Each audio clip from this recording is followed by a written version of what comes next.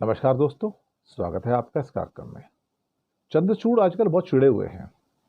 अब तो लगातार उन पर अटैक हो रहे हैं। अब वो कुछ है भी नहीं, अब तो भारत के आम साधारण नागरिक हैं। लेकिन इंसान के अपने पाप तो सामने आते हैं और फिर ये कहने लगे कि सो कॉल्ड जिसे क्या कहा जाता है कि क्या ये एक पार्टी तय करेगी कि सुप्रीम कोर्ट किस मामले को सुने। उद्धव की सेना के जो आरोप आए हैं वो ये हुआ है। तो चंद्रचूड़ कहते हैं कि एक समस्या है, दिक्कत है कि राजनीति का निश्चित निश्चित वर्ग सोचता है कि अगर हम उनके एजेंडे का पालन करते हैं तो हम आज़ाद हैं।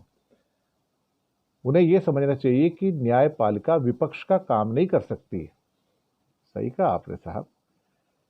उन्होंने कहा मेरा क्या कहते हैं सीजीआई, क्या कहते हैं पूर्व CGI chief justice of India, मेरा सा जवाब बहुत सरल है। पूरे साल हमने कई संवैधानिक मामलों की सुनवाई की। 9 जजेस की पीठ के निर्णय, 7 जजेस की पीठ के निर्णय, 5 जजेस की पीठ के निर्णय हम निपटाते रहे। ऐसे में किसी एक पक्ष को तय करना चाहिए कि सुप्रीम कोर्ट को कैसे सो कॉल्ड क्या कहते हैं सुनवाई करनी चाहिए। तो ये सारी की सारी चीज़ें जो है यहाँ से निकल कर आ रही हैं। कहते हैं हमने चुनावी बॉन्ड पर फैसला लिया, हमने अलीगढ़ मुस्लिम विश्वविद्यालय में फैसला लिया, हमने और भी कई मुद्दों पर फैसला लिया है।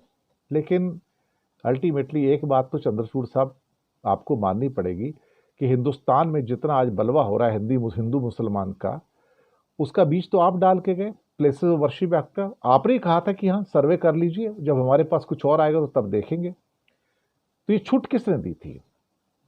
महाराष्ट्र के केस में आपको फैसला करना था, आपने नार्वेकर को बोला स्पीकर को कि आप फैसला दो। ये छूट किसने दी थी?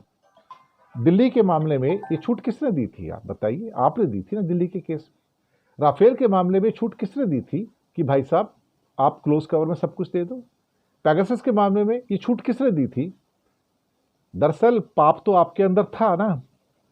आप कहते कि हमें विपक्ष क्यों समझ रहे हो? हमने नहीं कहा कि आप विपक्ष हैं, आप तो पक्षकार थे एक्चुअली। आप तो मोदी के राइट हैंड मैन थे और अब हमें कहने में कोई दिक्कत नहीं है। आप तो अपने भविष्य के बारे में सोच रहे थे, अगली पोस्टिंग के बारे में सोच रहे थे कि आपको पोस्टिंग का क्या होगा, आपका भविष्य कैसा होगा। भारत का आम आदमी तो भाई साहब क्या कहते हैं कि जिसे हम क्या कह सकते हैं कि अगले दिन की रोटी का नहीं सोचता है।